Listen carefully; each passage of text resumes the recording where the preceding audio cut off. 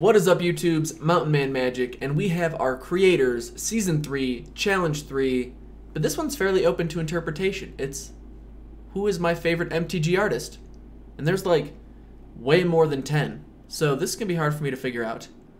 I don't know how I'm going to do that, but we'll figure something out. Let's get into it.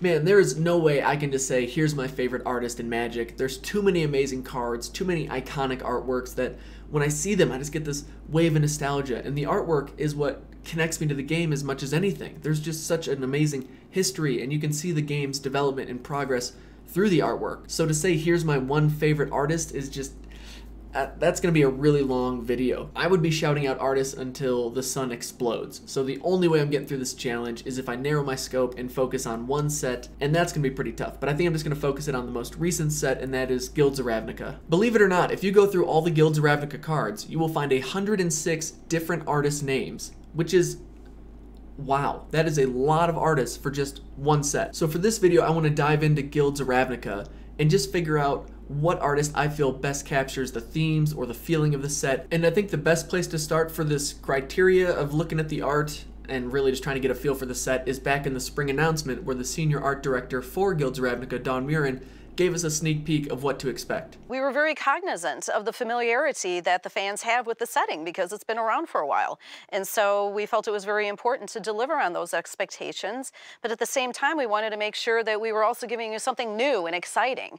So it's the same Ravnica you know and love, but just with a little twist. So the first thing you'll see in the artwork in general is a change of seasons. It is now autumn on Ravnica. You're going to see foliage changing color. You're going to see autumn leaves blowing across wet pavement, gray skies, citizens bundled up against the chill and the wet and the rain. We also decided to do some costume updates for some of the guilds. Golgari costuming looks literally like it's just grown on their bodies. Dimir, as the most secretive of the guilds, got a fresh look that is inspired by undercover spies and film noir tropes. So yeah, I mean, that's it. And it's really exciting. It looks great, and I hope you guys love it too. So running with that, I think the quintessential card for what Dawn was describing would have to be Guildmage's Forum. This card I really like because the art is simple. It is easily relatable. I can picture myself walking outside in, say, late October, the cold winds are blowing, turning fall into winter, leaves are getting kicked up, and you know you're going to be cold, uncomfortable, and living in, say, darkness for a majority of the day. And now if we want to find a great card that best illustrates the feel of the characters and the creatures in the set, I don't think there's a better example than Undercity Uprising. The colors hold those classic golds and browns of autumn, but the viciousness of the creatures is on full display, as are the changes to the characters and the creatures' physical characteristics. This is one of my favorite Golgari cards, as well as artworks, not only because of it being a great example of how the creature's art is so unique and fitting to this set, to the seasonal changes, and the flavor text is perfect from Vraska. Now it's your turn to hide.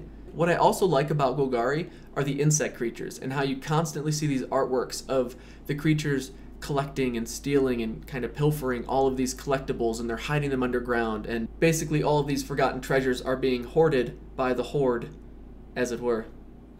But these creatures all carry that common theme of dark, death, decay, under the surface living, and with the undergrowth mechanic too, it just all fits really well together. What about the other guilds though? Golgari's clearly one of the scariest ones, but if they're gearing up for this battle, who are they fighting? Who also is gearing up for war? Boros. Definitely Boros. Boros is quite literally ready to drop the hammer. You can picture the leaves at these soldiers' feet, the birds in the background migrating towards brighter days, and the impending yet epic battle waiting for them on the other side of these walls.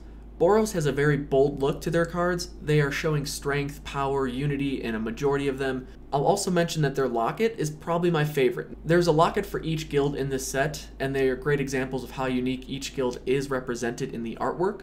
But Boros having this war medal, I think makes theirs probably my personal favorite. It's just awesome and could not be more fitting for this guild. Boros also makes the appearance in other guilds' cards, but as the victim of that card's effect. For example, Dead Weight here shows a Boros soldier trapped and screaming for help, of which we can all assume none ever comes. And then there's Sonic Assault, which is an Izzet card, showing them not just affecting the mind, but destroying it in a seemingly merciless manner, which you could totally see a mad scientist doing, which feels very Izzet. Is it? Is It is all about making the sparks fly, the flames rise high, and a personal favorite has to be Sure Strike. No subtlety here, just madness, really.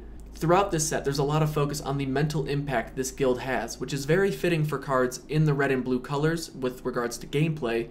No card is probably better at showing this than Hypothesizal. This isn't a scalp massager, more like a scalp massacre, but Is It doesn't stop there. Sometimes there's a simple focus of just wanting to blow things up, or have a huge display of power like with Command the Storm, Cosmotronic Wave, or Direct Current. And all I can really say is that Nikola Tesla would be proud. And if someone says, hey, could we maybe not burn everything? Please? No. Inescapable Blaze is a really cool looking artwork. Nailed it. That's all you can really say about this. Nailed it. But there's another guild that deals with mental warfare, as it were, but in a much more secretive manner. And of course, anyone familiar with Ravnica or Dimir would know of their secretive nature, and not be surprised by cards that depict them destroying documents, like some of the counterspells, such as Disdainful Stroke or Devious Cover-Up. And one of my favorite aspects of Dimir, besides it always having this dark look and secretive feel, is the characters in the art making a thought into this tangible and physical object.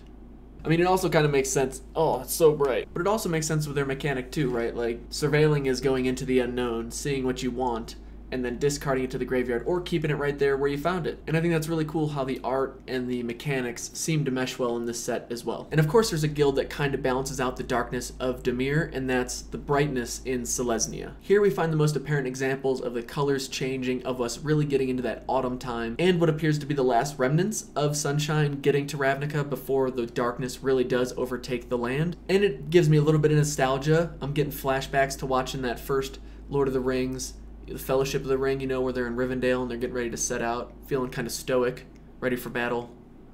You know what I mean? No? Okay. But the only thing you need to know about Selesnya is that their cards have cats. Bection and Indrik. This card 1 is basically a cat, and there's 2 cats in it with him. And then there's Nullhide Ferrix. He's kind of a cat, right? That's evident. Okay, so clearly every guild has some really awesome artwork, but who's my favorite artist in this set? I think I gotta run through a few things, like who's the funniest? And I think the funniest card, just without a doubt to me, is Goblin Locksmith. I would love to know his thought process here, where he's got the stethoscope, he's got the jeweler's loop or, magnifying tool of some sort, which clearly he apparently never intended to use because he's gonna open it with his fist. Well, you can't say he's not effective, okay? So at the end of the day, good on you, mate. And then I always enjoy looking at who has the most epic landscape art, and for this set, I really think that goes to the card Thousand Year Storm. This card has that dark feeling, that ominous vibe of the darkness is coming, battle is coming, just things aren't looking great. Maybe it's gonna last for 1,000 years. Who knows? This card would make me think so. But only time will tell. And then I think with this set being kind of scary, what would be the scariest card? Now, quick story, which I'm sure none of us can relate to, but you know that feeling when you're in a new place or you're walking down a dark hallway and you're like, oh, I'm just going to run to the bathroom, and then when you're coming back, all of a sudden you feel like if the boogeyman was real, now would be the time where he would come and get me. And then all of a sudden you sprint down the rest of the hallway, except for like the last 3 steps, right? You like sprint and then you stop to like catch your breath and act like you're totally cool. And then all your friends look over at you and they know. You know they know. They know you know. They're not going to say anything because they do the exact same thing too. But you all know. You ran from the boogeyman who's not there. But if he was, at least you would have gotten away. And I get that feeling from Unexplained Disappearance. Now, I'm not going to say this is the scariest card. I just think it's the one that's easiest to relate to when it comes to being scared. But the card that I think is honestly the scariest is a split card, and it's Connive or Concoct. And for me, it's because Concoct has that look of what my eyes see is not reality, and I have to look in the reflection, or I have to use something else to help me really understand what's in front of me. And the whole idea that I could be talking to a zombie or a skeleton and not even know it is frightening to me. So I'm gonna call that the scariest art in the set. But to end on a positive note, the happiest card has to be Siege Worm. I mean, look at this dude. This guy doesn't even have eyeballs, yet he is like, you know what? We're gonna party, my friends. I'm here, I made it, let's have some fun. We still got some sunshine left. I am not deterred, and he's gonna be the life of the party. You just have to be inspired by that kind of charisma and that kind of can-do attitude. You know what I mean? Okay, but enough of me stalling. who is my favorite artist in Guilds of Ravnica? So for me, my favorite artist for Guilds of Ravnica has to be Mark Bem. I really like his style, especially in this set, and if we look at the split card he did, Discovery or Dispersal, you can see he's got that common theme of the thought being this tangible, searchable object, as well as Dispersal showing that sinister but secretive spy-like agent who's clearly got something of value that he knows that he's going to use to his advantage. I really like that. He also did Luminous Bonds, which I think is a great example of why he's a great artist, in that he incorporated the Guilds of Ravnica feel with the background being darker and the leaves changing color, but in the front he has a very literal interpretation of Luminous Bonds, where he's got this terrible, terrifying, scary looking creature and these very bright, luminous bonds holding him in place, which is exactly what this card does. I think it's just a great art in general. And then there's Capture Sphere, which of course he clearly has the theme down again for us being in Guilds of Ravnica. And as funny as this card is in one way of you thinking it looks like someone's in a Pokeball that really doesn't want to be there, it also does have that Dimir feel of you're in control, like blue wants to be, of whatever's in front of you. And in this case, it's a creature, and that dude I think would agree in the sense that he doesn't get to do what he wants. And then he also has the funniest card in the set, in my opinion, in Goblin Locksmith, which I'm always going to give some bonus points to having humor in your art. And he's clearly got a good sense of humor, which I think he has on full display here in Goblin Locksmith. So there you have it, at least my opinion on the matter. I think Dawn should be very proud of her team. I think Guilds of Ravnica crushed it when it came to the art, and everyone who did work on this set should be proud of the work they did. I do wonder if you agree. You know, let me know who's your favorite artist or what are your favorite card arts in the comments. I'm really curious to know, do you enjoy the art? What do you look for when you're trying to evaluate what your favorite arts are? I really enjoyed making this video. I genuinely appreciate you watching. I hope you enjoyed it. And if you did, hit the like button, subscribe. I don't know. I just enjoy making these videos. I think this was an awesome one to make. I hope y'all are enjoying the Creators Season 3 series. I know I'm enjoying it. Here's to the next video. Here's to us just having a great time, continuing to enjoy the process. And yeah, again, thank y'all for watching. I hope life's treating you well. We'll see you in the next video. Peace.